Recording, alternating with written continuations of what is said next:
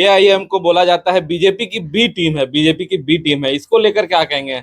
बिहार में भी लगा, अब उत्तर प्रदेश में चुनाव होने जा रहे हैं, वहां भी आरोप लगना अभी से शुरू हो गया। यहाँ वो कहावत बड़ी सूट करता है कि नाच ना आवे तो आंगन टेढ़ा।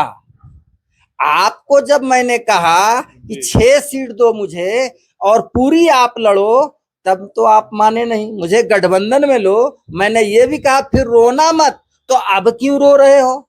आपको इल्जाम लगाना है, काम तो करना नहीं है। चूंकि मुसलमानों का, दलितों का, पिछड़ों का मुद्दा उठाने वाली पार्टी एमआईएम है, तो आप इसको देंगे तो आपकी जमीन खिसकेगी। एमआईएम का मतलब है कि लगता है कोई ये आतंकवादी लोग है, दूर से लोग डरने लगते हैं। वैसे कोई बात नहीं है, एमआईएम मोहब्बत की पार्टी है और हमारी पार्टी मोहब्बत से चलती है। एआईएम जब चुनाव आते हैं उसी टाइम एक्टिव होते हैं और बकिया दिन वो दिखते ही नहीं, कोई विरोध प्रदर्शनी या ऐसा कोई कार्यक्रम भी नहीं दिख पाता है। तो क्या वो जो पहले से लोगों का आरोप है, क्या इस बार भी वही आरोप रहेगा कि कुछ बदलाव देखने को मिलेगा? नहीं, और आने वाले समय में हर मुद्दों पे लड़ते हुए एमआईएम दिखने वाली है। सड़क पे दिखेगी, सड़क पे भी दिखेगी और वो ऐसी दिखेगी कि आने वाले चुनाव में विधानसभा में भी दिखने का काम। पार्टियों की तो परेशानी खड़ी होगी, जिन्होंने आज तक ठगने का काम किया, जिनको मैंने बरगद बनाने का काम किया, वो भाजपा के गोद में जाके बैठने का काम किया है, उन लोगों को पेट में दर्द होगा और उन पार्टियों की पेट में दर्द होगी और उनकी जमीन निश्चित रूप से खिसकने वाली है, जो सिर्फ हमारे वोट के लिए तैयार हैं, लेकिन हमारी लड़ाई आज तक किसी मुस्लिम के या किसी दलित को नुकसान होने के बाद, उसके साथ दुर्व्यवहार होने के बाद, उसके साथ जुल्म होने के बाद इनका बैनर और झंडा नहीं दिखा। उन पार्टियों को दिक्कत होने वाली। जोहार। एआईएमआईएम असदुद्दीन अवैसी की पार्टी अब झारखंड में विस्तार कर रही है। इसी कड़ी में कोडरमा जिले के अध्यक्ष के रूप में नियुक्त किया गया है मोहम्मद अमजद। पहले भी ये जिला अध्यक्ष रह चुके हैं। अभी पार्टी के कार्यकर्ताओं के द्वारा फूल मालाओं के साथ इनका स्वागत भी किया गया है। आइए उन्हीं से जुड़ते हैं और बातचीत करते हैं कि एआईएम झारखंड और कोडरमा में किन मुद्दों के साथ जनता के बीच जाएगी। सबसे पहले बहुत बहुत बधाई आपको जिला अध्यक्ष बनने पर। बहुत बहुत धन्यवाद आपको भी और शुक्रिया बधाई देने के लिए। कोडरमा में मुद्दा ही मुद्दा है। अबरख से चमचमाती धरती को धूल कर दिया गया। हमारे मान, शान, सम्मान जय कॉलेज को एक खत्म के कगार पर करने का काम कर रही है। मुद्दा का क्या कमी है? यहाँ के गरीब गुरबा के साथ अन्याय हो रहा है। यहाँ पे देखिए पावर प्लांट लगी हुई है और बिजली के लिए कोडरमा ही तरस रहा है। मुद्दा का तो भरमार है। यहाँ की राजनीतिक पार्टियों से बनने वाले जनप्रतिनिधि अपने भंडारण को भरने के लिए और सिर्फ अपना करने के लिए नेता बनते हैं, विधायक बनते हैं, सांसद बनते हैं।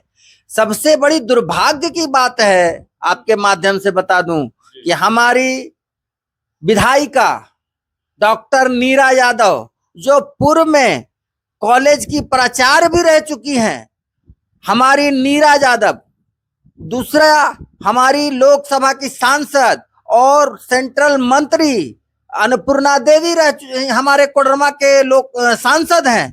उसके बाद भी हमारे बहन बेटियों के साथ पूर्ण रूप से अन्याय करने का काम कर रहा है और अन्याय के साथ देने का काम ये जनप्रतिनिधि कर रहे हैं। आज जय कॉलेज को खत्म करने का काम किया। जय कॉलेज का एफिलिएशन, सारा काम, सारा सिस्टम हमारा था विनोबा भावे यूनिवर्सिटी से, जो हमारे कोडरमा से मात्र 55 किलोमीटर पे है। उसको काट करके जेसी बोस विश्वविद्यालय गिरिडीह कर दिया जा रहा है, जो यहाँ से 130 किलोमीटर दूर है। हमारी बहन बेटियां आज सुरक्षित महसूस कर रही हैं, अपने आप को ठगी महसूस कर रही हैं।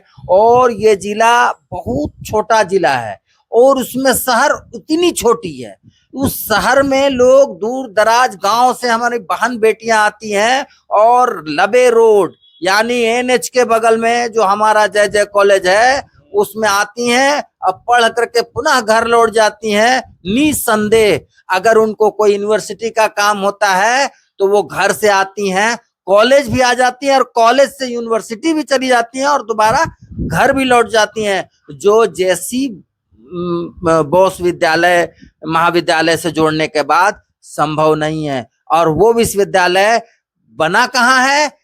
गिरिडीह टाउन से 10 किलोमीटर अंदर, यानी कि डायरेक्ट गाड़ियां भी नहीं जाती हैं। तो मैं तो ये कहूंगा कि यहाँ के जनप्रतिनिधि हमारी बहन बेटियों को जाहिल देखना चाहती है, अनपढ़ देखना चाहती है और इस काम को कर नहीं जाए। हमारे बगल में है पावर प्लांट, आप कोडरमा के बिजली के हालात देखिए।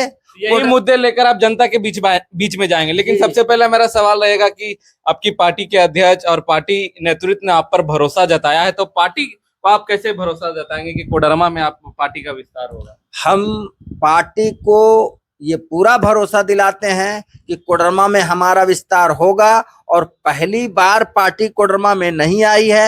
मैं जिला अध्यक्ष के साथ साथ पूर्व जिला अध्यक्ष भी रह चुका हूं और पार्टी के लोग हैं कोडरमा में और पार्टी के साथ लोग खड़ा है और इतने मुद्दे हैं कोडरमा में कि मैं उसका लड़ाई लड़ने का काम करूंगा और हमारे नेतृत्व के साथ लोग जुड़ने का काम करेंगे। एआईएम के बारे में कहा जाता है कि सिर्फ मुसलमानों की पार्टी है ये, इसमें ज्यादातर मुस्लिम लोग ही रहते हैं।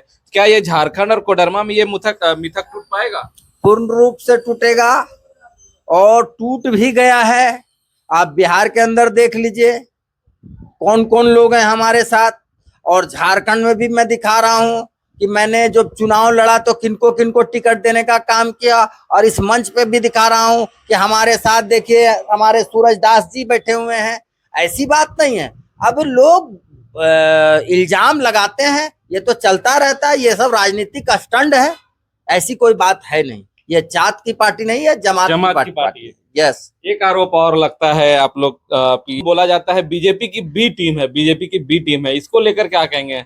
बिहार में भी लगा, अब उत्तर प्रदेश में चुनाव होने जा रहे हैं, वहां भी आरोप लगना अभी से शुरू हो गया। यहाँ वो कहावत बड़ी सूट करता है कि नाच ना आवे तो आंगन टेढ़ा। आपको जब मैंने कहा कि 6 सीट दो मुझे और पूरी आप लड़ो, तब तो आप माने नहीं, मुझे गठबंधन में लो। मैंने ये भी कहा फिर रोना मत, तो अब क्यों रो रहे हो? आपको इल्जाम लगाना है, काम तो करना नहीं है। चूंकि मुसलमानों का, दलितों का, पिछड़ों का मुद्दा उठाने वाली पार्टी एमआईएम है, तो आप इसको देंगे तो आपकी जमीन खिसकेगी, इसीलिए आप तो इसको जगह देते नहीं है, और जब हार जाते हैं तो रोना रो के बैठ जाते हैं, ये ऐसा है, ये वैसा है। एक आरोप और लगता है सिर्फ एआईएम जब चुनाव आते हैं उसी टाइम एक्टिव होते हैं और बकिया दिन वो दिखते ही नहीं, कोई विरोध प्रदर्शनी या ऐसा कोई कार्यक्रम भी नहीं दिख पाता है। तो क्या वो जो पहले से लोगों का आरोप है, क्या इस बार भी वही आरोप रहेगा कि कुछ बदलाव देखने को मिलेगा? नहीं, ऐसी बात नहीं है। हम लोग मुद्दे पे लड़ने वाले लोग हैं। झारखंड में पार्टी मजबूत हो रही है, पार्टी आगे बढ़ रही है, हमसे लोग जुड़ रहे हैं और आने वाले समय में हर मुद्दों पे लड़ते हुए एमआईएम दिखने वाली है। सड़क पे दिखेगी, सड़क पे भी दिखेगी और वो ऐसी दिखेगी कि आने वाले चुनाव में विधानसभा में भी दिखने का काम करेगी। और भी लोग हैं हमारे साथ, सूरज जी हैं, वो बरही विधानसभा के अध्यक्ष है ना, प्रभारी हैं? जी अध्यक्ष भी है। अध्यक्ष हैं, आप भी पहुंचे हुए हैं, आप कोडरमा जिला में विस्तार किए, अध्यक्ष बनाए, क्या कुछ रणनीति बना रहे हैं और कैसे पार्टी को आगे किया जाए? जी शुक्रिया, आपको बहुत शुक्रिया कि आप यहाँ आए और कवर कर रहे हैं।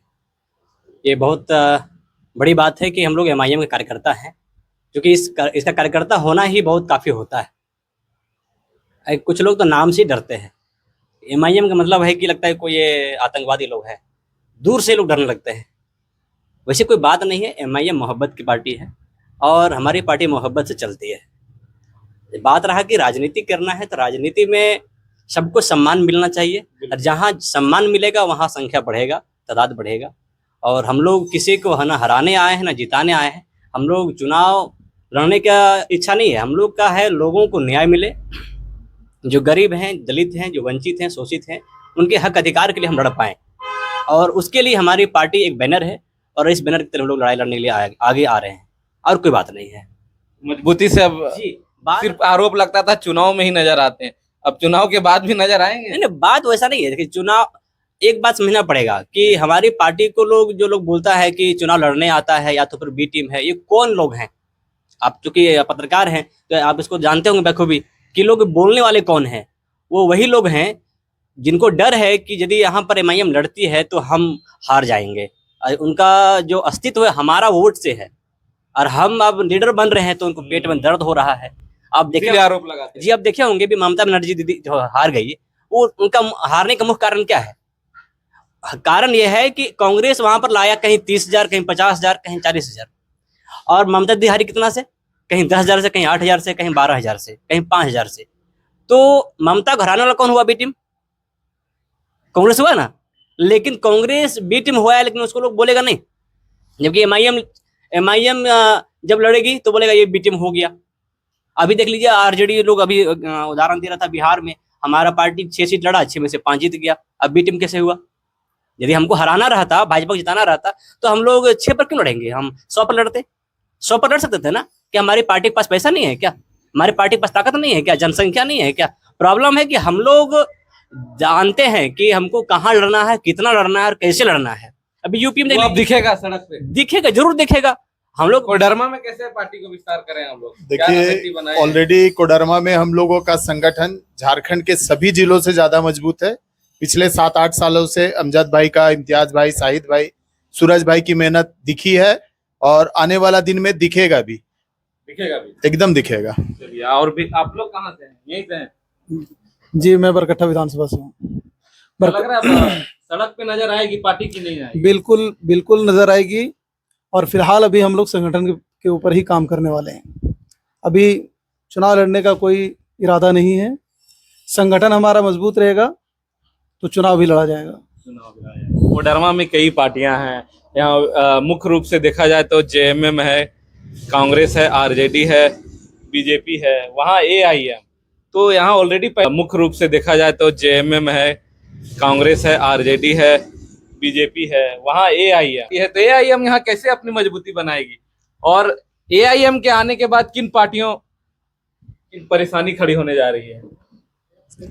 पार्टियों की तो परेशानी खड़ी होगी जिन्होंने आज तक ठगने का काम किया, जिनको मैंने बरगद बनाने का काम किया, वो भाजपा के गोद में जाके बैठने का काम किया है। उन लोगों को पेट में दर्द होगा और उन पार्टियों की पेट में दर्द होगी और उनकी जमीन निश्चित रूप से खिसकने वाली है, जो सिर्फ हमारे वोट के लिए तैयार हैं, लेकिन हमारी लड़ाई आज तक किसी मुस्लिम के या किसी दलित को नुकसान होने के बाद, उसके साथ दुर्व्यवहार होने के बाद, उसके साथ जुल्म होने के बाद इनका बैनर और झंडा नहीं दिखा। उन पार्टियों को दिक्कत होने वाली है। चलिए, तो अब देखना होगा कि आने वाले टाइम में एआईएम कितनी मजबूती से कोडरमा जिले में काम करती है और कैसे विस्तार कर पाती है। निश्चित रूप से एआईएम का परसेंट बढ़ेगा तो कई पार्टियों को भी दिक्कत होना शुरू हो जाएगा। तो अब देखना होगा आगे क्या होता है। तब तक के लिए देखते रहिए द न्यूज़ खजाना। शुक्रिया।